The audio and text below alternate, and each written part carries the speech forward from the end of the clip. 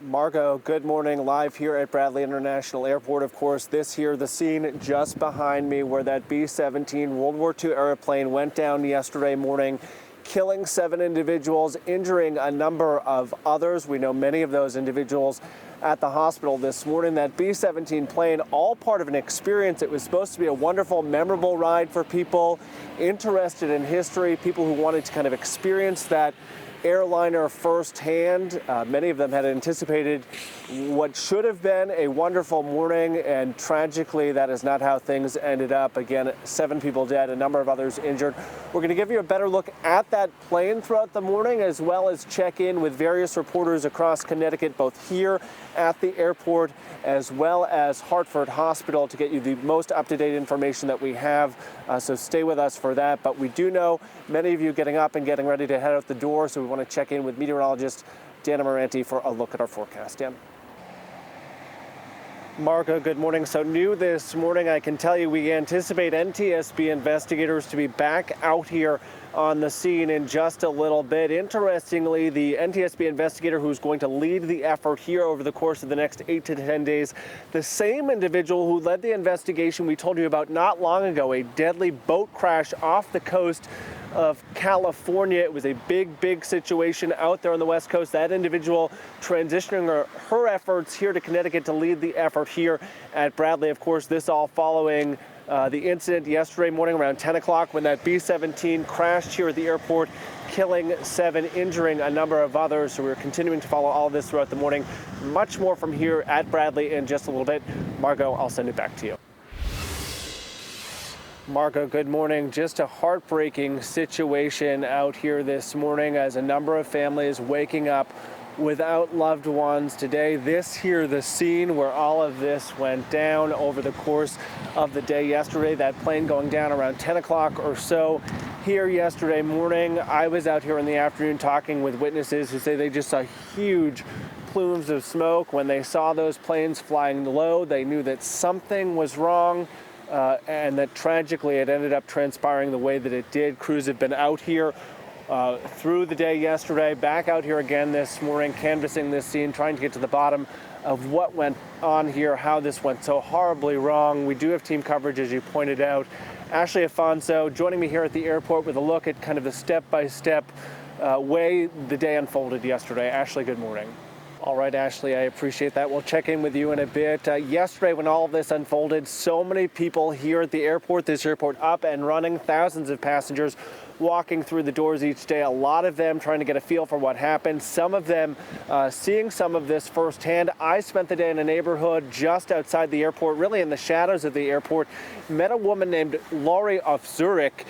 She said she's lived in this neighborhood for decades, had never seen anything like this before. She knew immediately that something was wrong when that plane, she said, it was just far too low going by her house, and then tragedy unfolded. A number of people witnessing this in different capacities. For more on that part of our coverage, I want to go to Lisette Nunez with more. Lisette. Tim and Erica, good morning. Just an incredibly sad morning here across Connecticut. A number of questions remain. How did this all go wrong? What happened?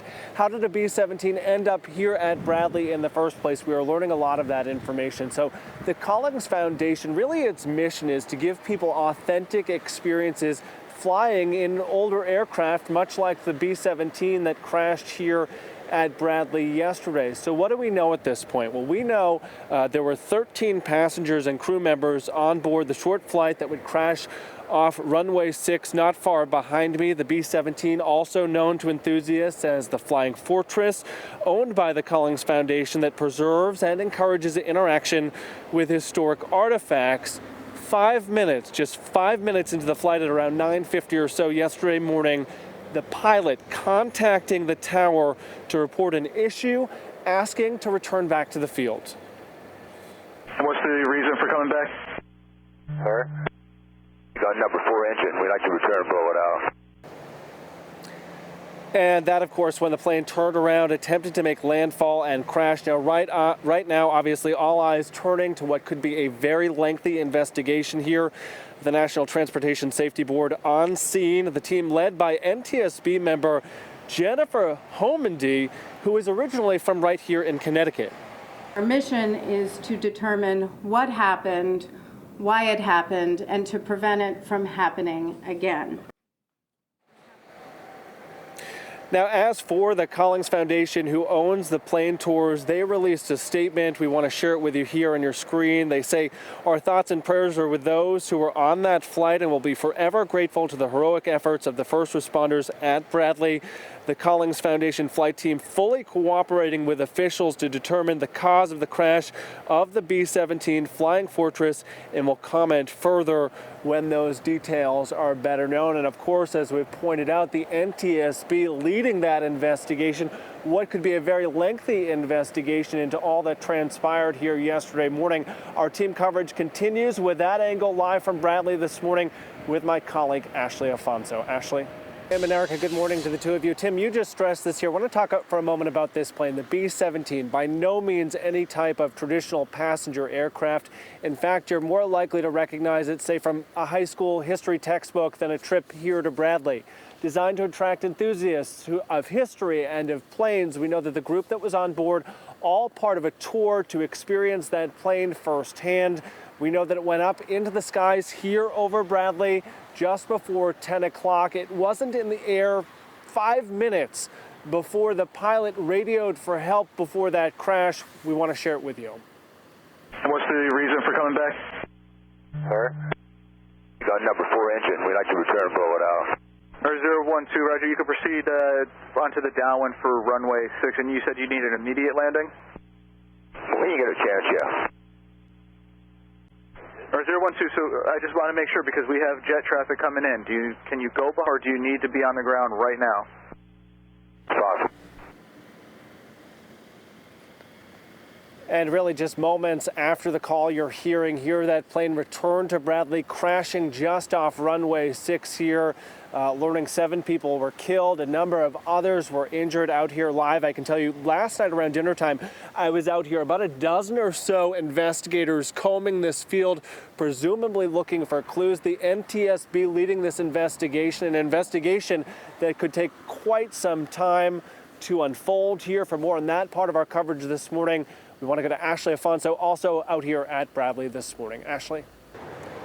And Tim and Erica, if you watched Jimmy's coverage in our breaking news reports yesterday afternoon, something that he really went to great lengths to stress was just how bonded this community is. These aviation lovers, they come together in times like this. So certainly sending our thoughts out to them as well as all of the families impacted by the tragedy here at Bradley. Back to the two of you.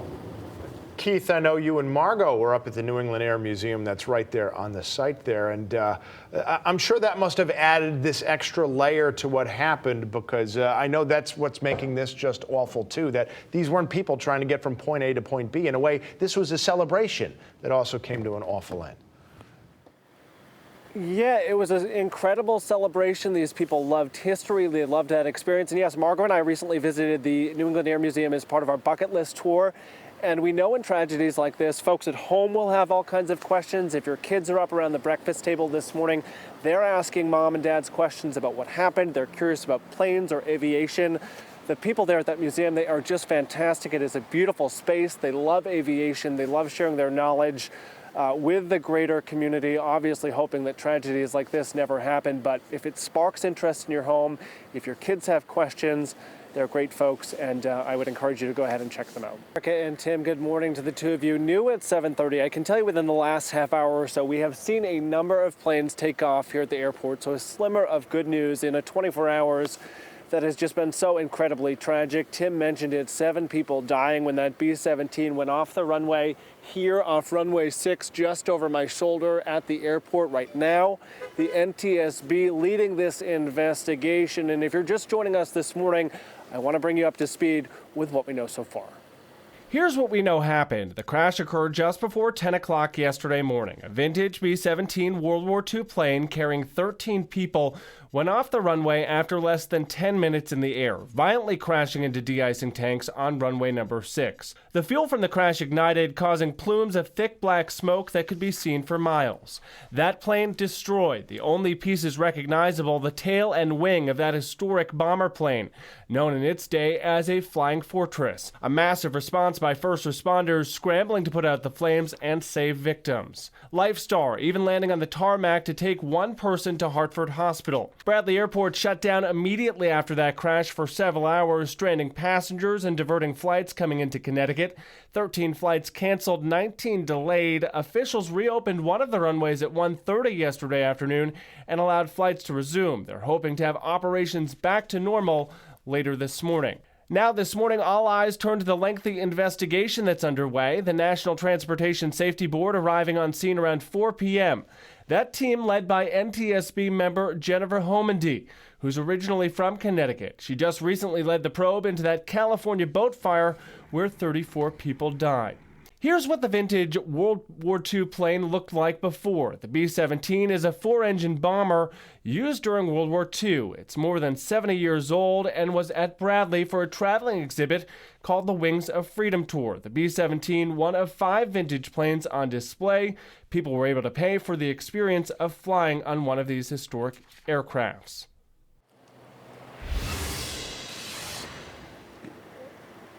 And the NTSB really stressing that witnesses are going to play a key role in its investigation. New at 7:30, within just the last minute or two, got a text from a viewer saying, I watched the plane going down right over the school I work at, knew instantly something was wrong.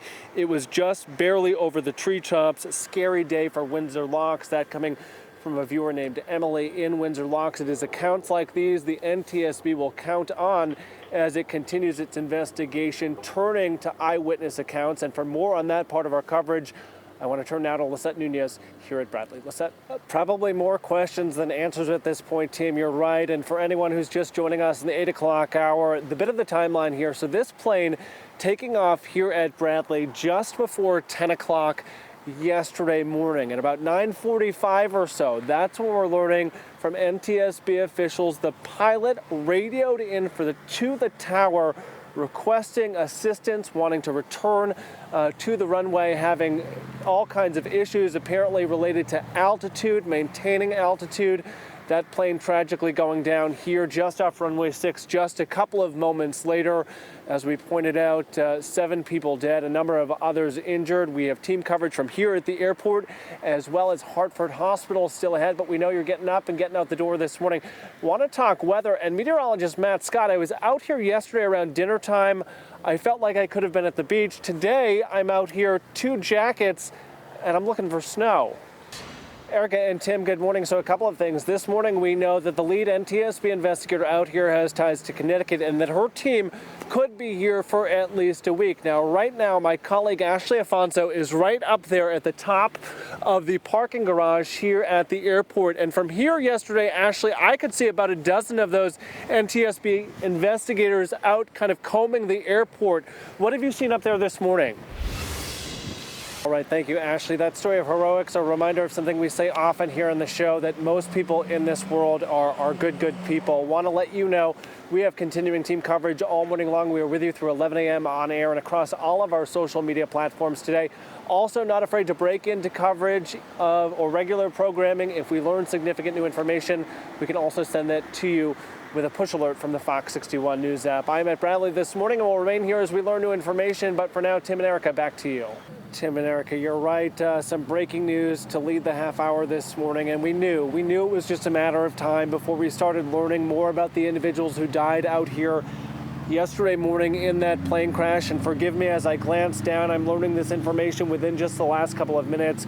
Fox 61 News confirming that one of the fatalities out here, a gentleman, Gary Mazzone, the Chief State's Attorney's Office confirming that Mr. Mazzone, who had retired from his job as an inspector there, died yesterday aboard the B-17. They're telling us he had worked for that department for about 20 years. Before then, Gary Mazzone was with the Vernon Police Department. So the first of many individuals we hope to identify for you as this investigation unfolds, and to learn more, hopefully, about Gary and his life from his many loved ones. So as we learn more about him and the other victims, we will pass that along. But we do know, in addition to the 7 fatalities we saw out here yesterday morning, a number of other individuals were hurt, many of whom taken to Hartford Hospital.